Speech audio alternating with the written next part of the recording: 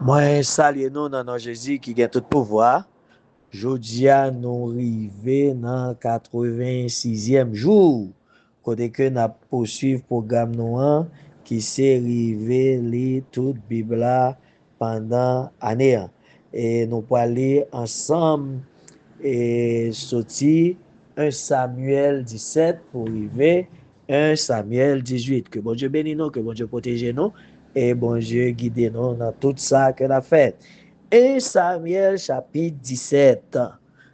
Moun Filistio semblait tout soldat yo la ville Soko dans pays moun Jida yo pour y al goumen. Yo prend position yon côté yo relé frontière 100 entre la ville Soko ak la ville Azeka. Saïl vini ensemble ak moun Israël yo. Yo prend position dans fond élan et là et puis yo ranger koyo en face moun Filisti yo pour yo al goumen ak yo. Moun Filisti yo te sou yon timon yon bo, moun pep Israël yo te sou yon lot timon en face. Fon te nan mitan de l'armée yo. Yon borom, yon le Goliath, moun la ville Gat, sorti nan ka moun Filisti yo, li paret devant soldat pep Israël yo, li mande pour yon ladan yo vin fè face carré ak li. Li te gen 9 pieds haute. Li te gen yon kas fè nan tête li ak yon rad fèt en plaque fè sou li. Rad la te pese 150 livres pour pipiti. Li te gen jambier fèt en fer nan jamb li ak yon ti fren fèt en acier pandye sous épaule li. Bois gros fwen ki te nan men lan te même grosseur ak yon gros manche pilon. Point fwen lan te fait en fer. Li te pese 20 livres comme ça. Te gen yon soldat qui tap marché devant avec plaque protège li ya. Goliath campé et puis li rele moun pep Israël yo, li di yo kon sa. Se goumen ou vin goumen. Pour ki sa ato? Moi-même, c'est moun Filisté mwen ye. Nous même c'est esclave Saïl nou ye. Choisi yon nom nan mitan nou pour vin kare avem. S'il rive bat mwen pour touyem, moun Filisti yo va vin esclave moun Israël yo. Mais si c'est mwen qui bat li, si m'touyel, c'est nous même moun Israël yo k'ap vin esclave moun Filisti yo pour servir yo. Li di yo encore, jodia, moi mwete tout moun Israël yo en défi. Mpini nou jwen yon homme qui pou vin kare avem. Le Saïl ou ak tout lot soldat moun Israël yo tende, sa soldat Filistia te di yo, yo vin pe en pile. Yo pran tremble. David te petit garçon, yon homme famille moun Efrat yo, qui te rete la ville Bethléem, dans pays Jida. Nom lan te rele Isaïe. Li te gen 8 petits garçons. Son reis, roi Saïl, li te déjà fin grand moun. 3 premiers petits garçons li yo te parti al nan la guerre ensemble ak Saïl. Pi grand te rele Eliab, deuxième nan te rele Abinadab, troisième nan te rele Shama. David te dernier petit Isaïe. 3 pi grand yo te parti ensemble ak Saïl. Temps en temps, David te kon sorti la caille Saïl, descend la ville Bethléem pour l'al occuper mouton papa yo. Chaque matin, chaque aswe, pendant 40 jours, Goliath te vin camper devant soldat peuple Israël yo pour demander yo bataille. Yon jour, Isaïe dit David comme ça. Prends yon mamite graine grillée ak 10 pesa yo, kouri pote yo bay frère ou yo nan kan. Prends 10 fromage sa yo, pote yo bay commandant, ou apprend nouvelle frère ou yo, qui jan oye. Et puis, ou a fait yo ba ou yon bagay pour m'sete ou we yo en santé. Wa sa il, frère ou yo ensemble ak tout l'autre messieurs Israël yo nan fon Ela ap goumen ak moun Filisti yo. Nan deme matin, David leve bien bonnet, li kite yon gado pour veiller mouton yo pour li. Li pran manger a, epi li pati, Jean Isaïe te dit là. Le li rive nan kan, moun pep Israël yo te fek soti pour yal pran position bataille. Yo tap rele pour chauffer soldat yo. La même moun Filisti yo ak la même moun Israël yo vin camper yon en face l'autre pour bay taille la. David qui te manje li te pote a nan men nom qui te responsable provision yo li kouri kote bataille la tapral Maria. La jwen frère li yo, li mande yo nouvel yo, li tap pale ak yo konsa. Le Goliath, gros soldat Filistia, moun la vil gat la, sorti nan kan moun Filisti yo. Li vin camper devant soldat pep Israël yo, pour mande yo bataille, jan te kon fel avant. David tende sa Goliath tap diya. Les moun Filisti, les moun pep Israël yo we Goliath paret, yo pran kouri tellement yo te pe. Yon tap di lot. Gade nom lan, tande jan la mette nou en défi.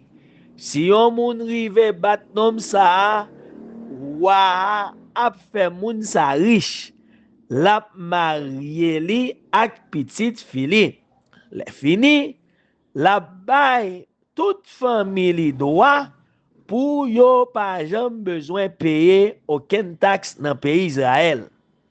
David mande moun qui te campé bon côté li yo. Qui sa bay moun qui va touyer soldat Philistia? Moun qui va wete peuple Israël là dans gros honte ça. Et puis tout, qui sa soldat Philistia ça qui pa moun kap servi Seigneur, ye même pour le mettre la main bon Dieu vivant en défi vin goume avec là. Monsieur dit tout ça y a fait pour moun qui va tuer Goliath là. Et diable petit grand frère là te mandé li a parler ak monsieur yo. Li fâché sou li. Li dit comme ça. Ça va faire là. Qui moun kap occupé mouton ou yo pour ou dans désert. Moi connais ou c'est un petit brigand. Yon petit fouille à porte. Sous plan ou yé. Bataille là ou vient regarder. David répondit, qui ça me fait mes amis? Yon ces petites questions m'a mandé moun yo là oui. Li vire bon côté ou l'autre moun, li mandel même question. Chaque fois moun yo fait même réponse là. Quelques moun qui t'entendait ça David t'a dit al rapporter sa bay Saïl qui voyait chercher. David dit Saïl, mon roi, personne pas doit quitter soldat Philistin sa yo ap krapone yo comme ça. Moi pral goumen avec. Saïl dit David comme ça. Non, ou pas ka goumen avec soldat Philistin ça, ou trop petit. Nèg ça, c'est un soldat qui a goumé des pile jeunes garçons.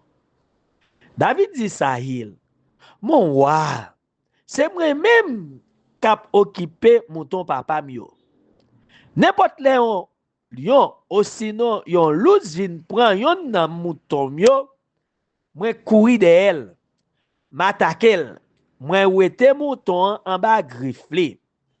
Si est ça, lion ou sinon loup comprendre pour le virer sous moi, moi prendre nan gagan, moi pat li jouk moi touyel. Même Jean, moi touye lion à clous, c'est comme ça m'a touye soldat philistin ça qui pa moun k'ap servi Seigneur. M'a touye parce que li mette l'armée bon Dieu vivant en défi vin goumé avec. David dit encore, Seigneur te délivré en bas pate lion yo ak pate Lucio la délivré tout en bas mes soldats philistis ça. Ça il dit David, bon, allez non. Moi mande Seigneur pour la avec ou.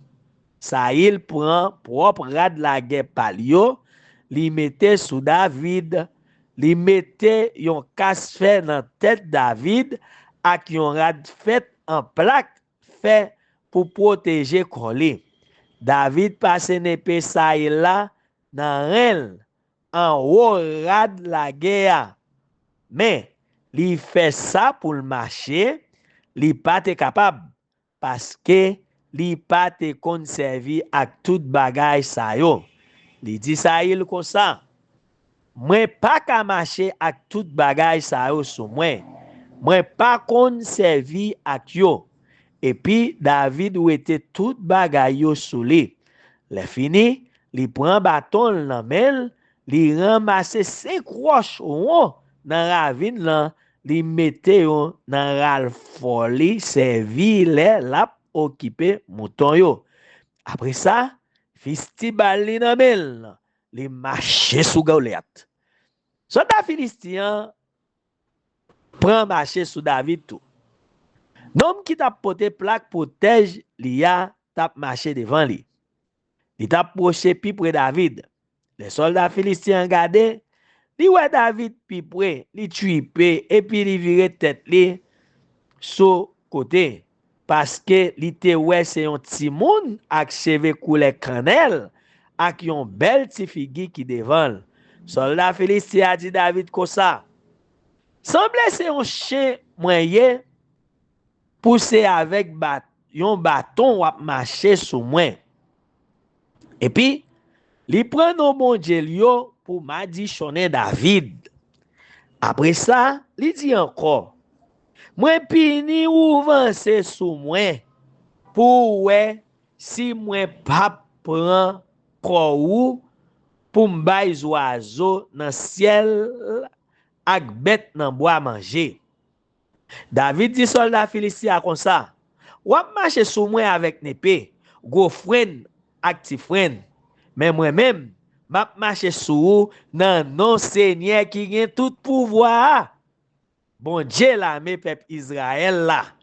C'est lui-même ou te mette en défi vin goumer avec ou. Je dis à même Seigneur pral lage ou nan même. M'a vide ou à terre. M'a coupé tête ou. Les fini, m'a quitté cadavre ensemble avec cadavre soldat philistin pour oiseau dans ciel ak bête dans bois manger. Comme ça, tout monde dans pays va connaître peuple Israël là gen un bon Dieu. Oui, tout monde qui semblait ici là va ouais bon Dieu pas besoin ni d'épée ni frein pour délivrer peuple ya. Bataille la relève pal, c'est lui-même qui pral laguer tout monde philistin dans même peuple Israël là. Goliath prend marché encore sur David. David même t'a couru al contre lui devant l'armée. Li fourre men nan tiral folia. Li prend yon roche là-dedans. li metel dans festival là, li vise Goliath, li frappe soldat Philistia dans mi-temps front. Roche la rentré dans calbas tête soldat Philistia. Soldat Philistia tombé face à terre. C'est comme ça David te blaye soldat Philistia ak yon sel coup de festival. Li touye li sans li pa te gen yon bout n'épée dans men li. David couri al bon côté soldat Philistia, li monte sou li rale n'épée soldat Philistia sorti nan chen li touye. Le fini, li coupe tête li. Les moun Filisti yo ouais, bo rom yo ate mouri, yo kouri met deyo. Soldat peuple Israël yo ak mesye pays Juda yo leve. Yo pousse gorel la guerre yo prend courir des moun Filisti yo, jouk devant la ville Gat, jouk devant portail Ekron. Te gen kadav moun Filisti sous toute route qui menait la ville Charaim lan, jouk la ville Gat ak Ekron. C'est les ça moun peuple Israël yo suspend courir derrière moun Filisti yo. Yo cassé tête tourné. Yo fait yon gros pillage dans camp moun Filisti yo. David prend tête Goliath, li potel la ville Jérusalem, mais li kembe zam soldat Philistia la kaili.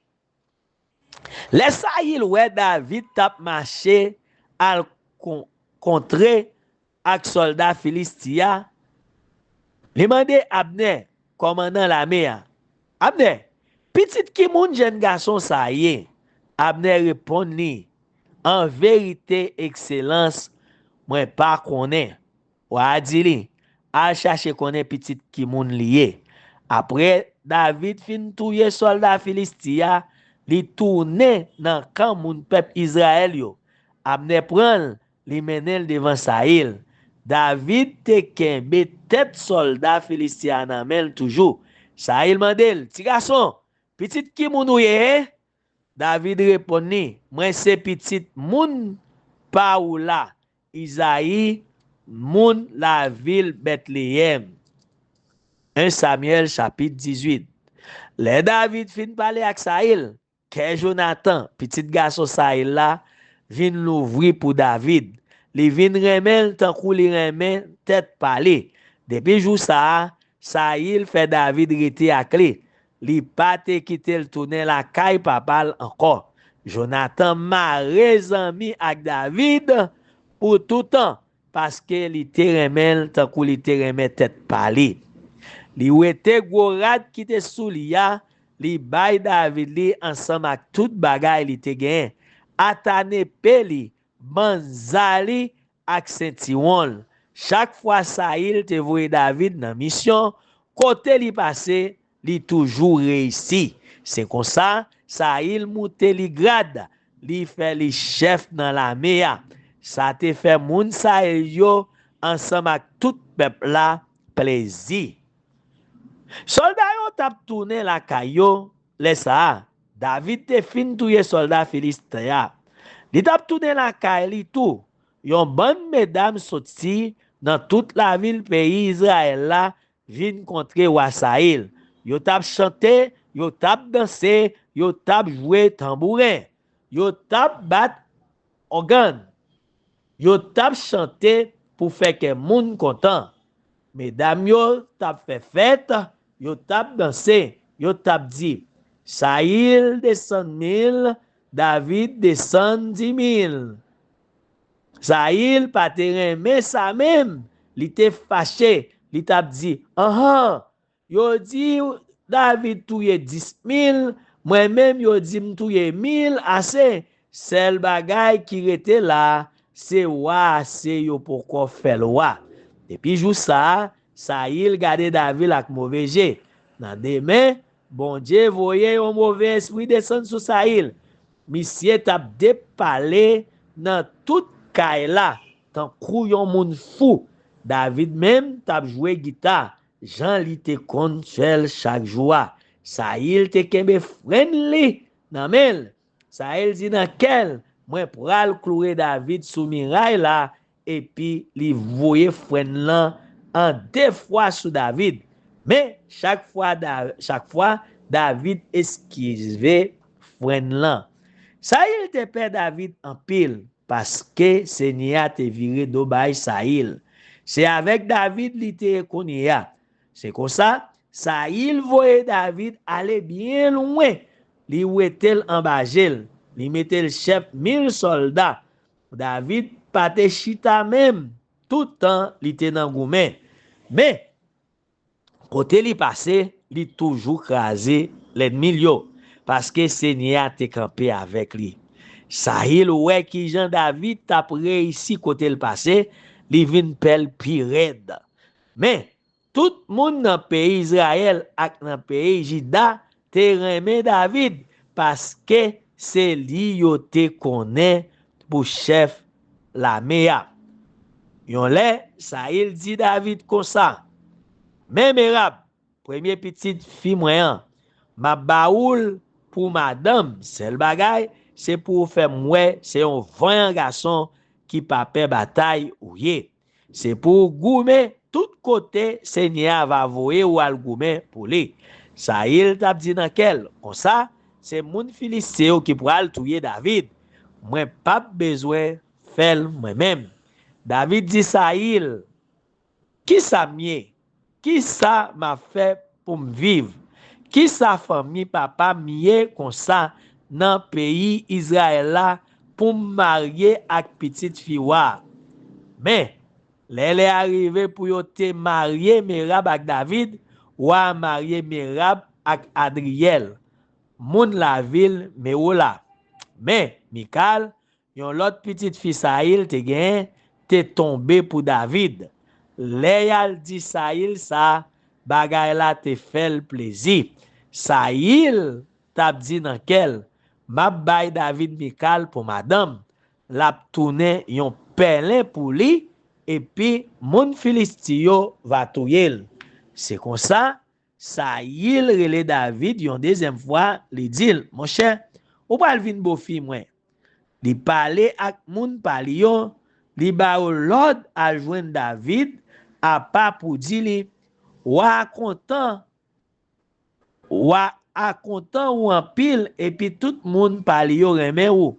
C'est un bon lait pour marier avec petite fille wa.